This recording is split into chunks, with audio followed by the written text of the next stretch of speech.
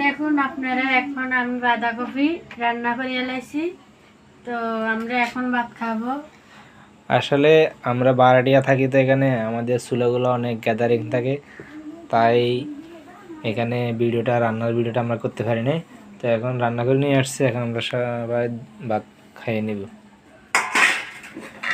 আসলে কথা হচ্ছে কি, যদি সংসারে সুখ থাকে তাহলে সবজি খাইয়েও জীবনযাপন করা যায়, সবজি খাইয়েও ভালো থাকা যায়, সেটা আর কি। তাই না, তাই না মাম্পি?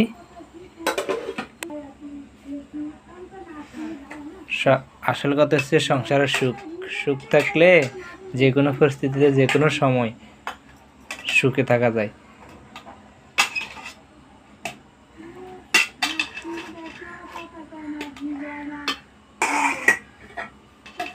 তো এখন আমরা ভাত খাইয়ে